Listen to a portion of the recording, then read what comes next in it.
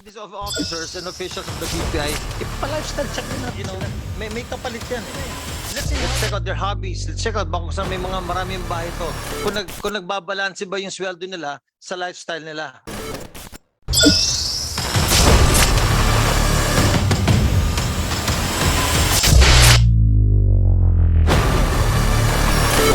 Mga kabanat, no, itong si Congressman Richard Gomez ay umiksena na rin.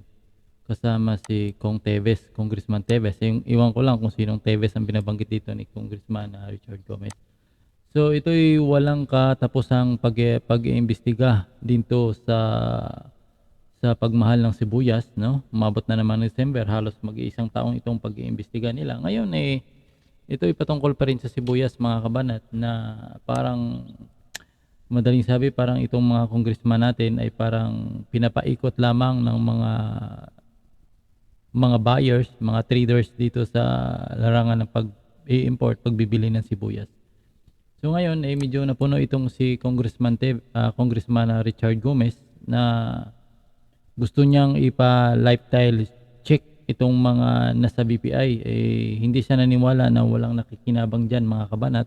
Dahil nga ang iba dyan daw halos sa 25 years na nasa BPI, pero ay wala pa rin daw kumbaga hindi pa rin alam yung kung anong sistema diyan. So puro na lang kwentong barbero, at yun nga ay dumating na napuno na si Congressman Richard Gomez.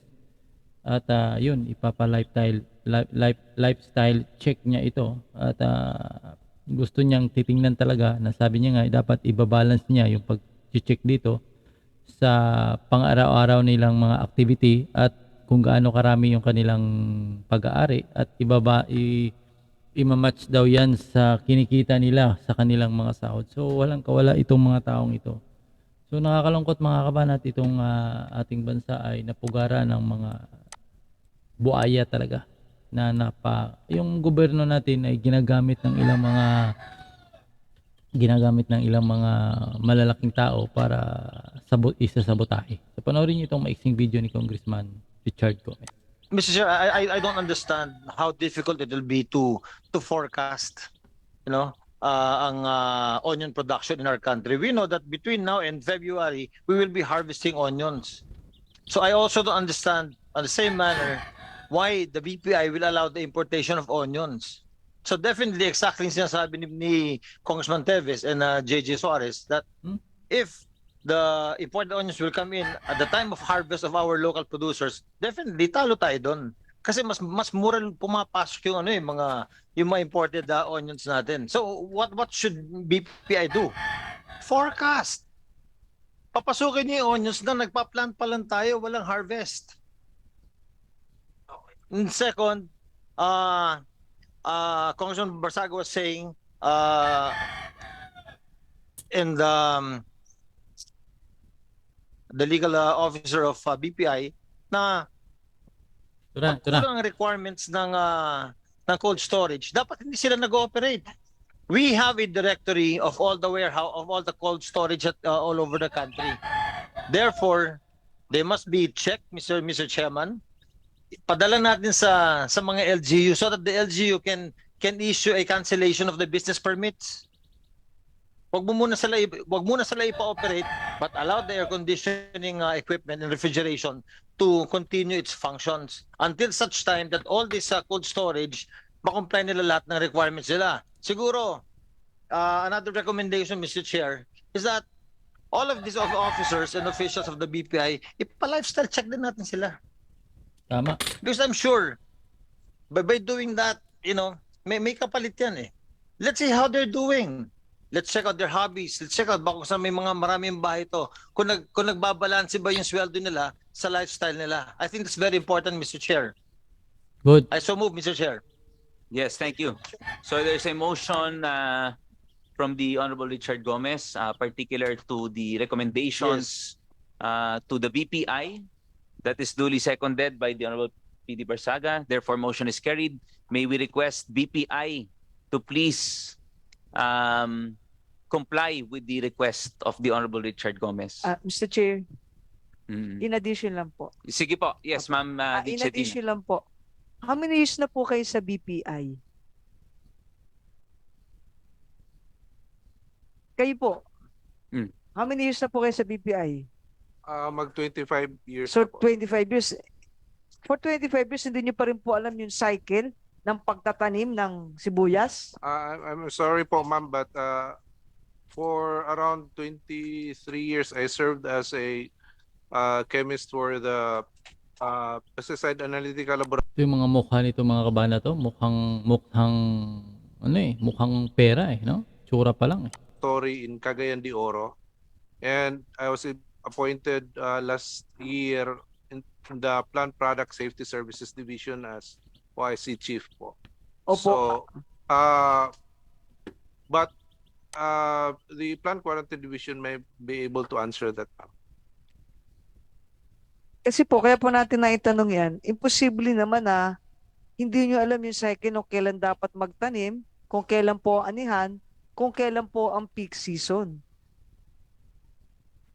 Di ba kaya nagtanong-tanong man lang para naman hindi na argabyado po yung ating presyo ng sibuyas? Paano kami magtatanong kay kumikita kami dyan? Actually po, meron naman po tayo Diba? through the help of our high value crops din po and forecast on Di ba? Paano sila magtatanong dyan? Kumikita sila sa importation. Di ba? Malaking perang kinikita nila sa importation. Wala naman silang kikitain dyan sa local farmers Kaya nga, lahat, napapansin nyo ba, lahat ng sa ating bansa ngayon, lahat ng mga departamento gusto mag-i-import. Lahat na lang isa sa sabotahe, mula sa baboy, mula sa manok, basta isda, pati asin nga gusto nang pasukin di ba? Ngayon, bigas, di ba? Talagang ang hina nitong nag-iimbestiga. Kitang-kita naman talaga na sinasabotahe nila para alam nyo, kung dito bibili yung mga natin sa bansa natin, wala namang kikitain yan. Kaya nga sinisikap nila, gusto nila mag-import. Sabi nga ni Congressman Richard Gomez,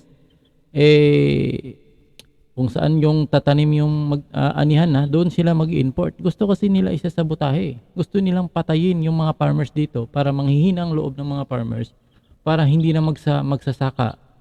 Di ba? Pag hindi na magsaka yan, obligado yung bansa natin bili ng importation. So sa bawat import ng mga goods natin na pangangailangan natin araw-araw ay kumikita itong mga buhaya na ito. Siyempre may mga kickback. Imagine mo, import ka lang ng 1 metric ton, magkano yan? So kahit bibigyan mo lang sila ng 10% itong mga buhaya na ito, tiba-tiba ng mga ito. Imposible yan mga kabanat, hindi ko makita. Napakatanga naman yan na hindi kumikita yan. Posible yan mga kabanat. Kasi kung hindi kumikita yan, ang mga tao nito sana nasa panig ng mga magsasaka ito Imagine mo, 25 years daw siya na nasa BPI pero parang tanga, di ba? Pag mo sumagot, imposible kahit ang taong hindi nagtatanim kapag ganyan ka nakatanda. Ako, hindi naman ako nagtatanim ng palay dahil nga yung katabi mo ay nagtatanim ng palay. Alam mo yung kalakaran sa pagtatanim ng palay dahil bilong ka doon di ba? Buti sana kung siya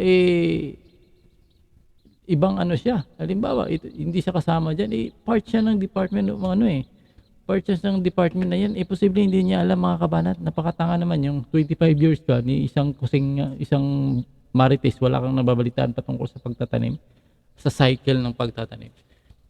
Madaling sabi talaga, gusto nilang kumita talaga dito. Gusto nilang talaga, dapat yan makikita ng mga congressman na ito, mga kabanat. So, alam mo ng video natin mga kabanat at see you next video.